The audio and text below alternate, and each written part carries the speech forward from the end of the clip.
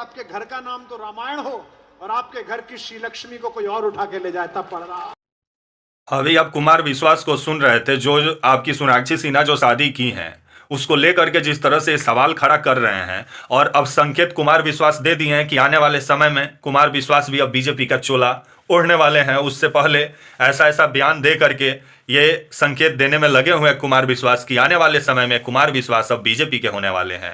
आइए पूरी खबर समझाएंगे, बताएंगे, वीडियो को अंत तक देखिएगा तभी समझ पाएंगे कुमार विश्वास का जो बयान दिए हैं सोनाक्षी सिन्हा को लेकर के, उनका शादीशुदा लाइफ को लेकर के जिस तरह से व्यक्तिगत टिप्पणी कर रहे हैं, जिस पर विभिन्न सवाल खड़ा होता है। अगर आप राजनीति करने आए तो मुद्दा पर राजनीति करिए ना। आपके लिए जहीर इकबाल और सोनाक्षी सिन्हा मुद्दा बन जाती हैं, क्योंकि बीजेपी के जो नेता हैं जो अपने बेटी का शादी मुस्लिम लड़कों से किए हैं, उस पर तो आप कभी सवाल नहीं उठाते हैं कुमार विश्वास जी। उस पर भी सवाल उठाना चाहिए था आपको।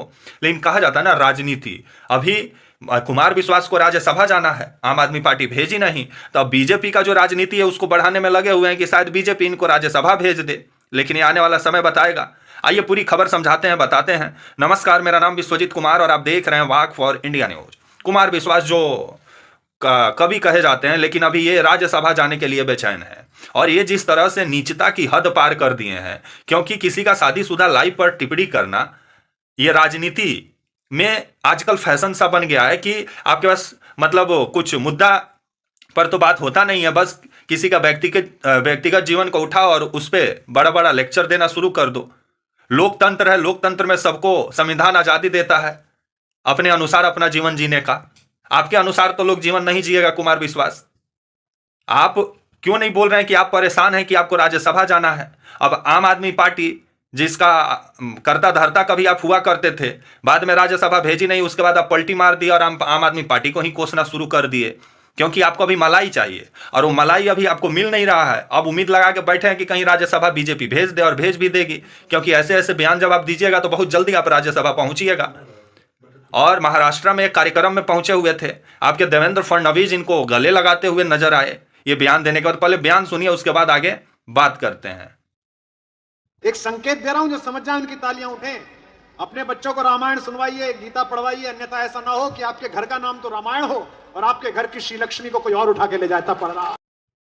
अभी आप कुमार विश्वास को सुन रहे थे, ये कवि हैं, और ये कवि कम अब ये बीजेपी के ज्यादा करीब आ गए हैं, तो इसलिए इनको बीजेपी का नेता बोला जाए तो कोई गलत बात नहीं होगा, क्योंकि ये कवि अब नहीं रहे, ये बीजेपी के अब नेता हो गए। आने वाले समय में प्रवक्ता भी बन जाएंगे, क्योंकि पलटी मारने का जमाना है। इस कलयुग में कब कहाँ कौन पलटी मार देगा कोई ठिकाना नहीं है।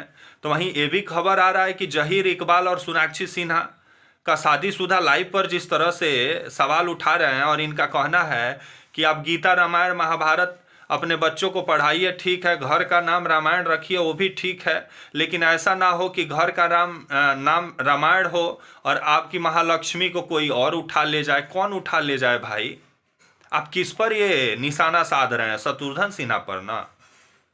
लेकिन शत्रुघ्न सिन्हा पर जो आप निशाना साध रहे हैं, व्यक्तिगत जो टिप्पणी आप कर रहे हैं उनके परिवार पे, ये सही नहीं है। क्योंकि राजनीति करना है तो मुद्दों पे राजनीति करिए ना। अगर एक्चुअल आप देखिए तो बीजेपी के कितना नेता हैं जो अपने आप को हिंदू का रक्षक बोलते हैं, वो अपने बेटी का शादी मुस्लिम लड़का से किए हुए हैं, तो उस पर आप कुछ नहीं बोलिएगा। आप अब बेस्ट एग्जांपल आपको दे देते हैं शाहनवाज हुसैन, जो बीजेपी के नेता हैं, लेकिन ये भी शादी किए हैं, आपको मालूम है, हिंदू लड़की से किए हैं। मुख्तार अब्बास जो हैं, जो ये भी गद्दावर नेता हैं बीजेपी के, भी शादी किए हैं हिंदू लड़की से। तो पहले आप बीजेपी को ज्ञान दीजिए।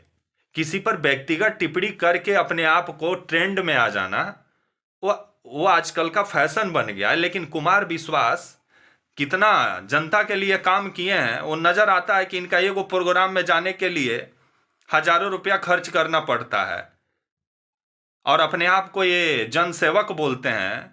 तो एक कमाऊ सेवक अपने आप को बोले तो ज्यादा अच्छा होगा।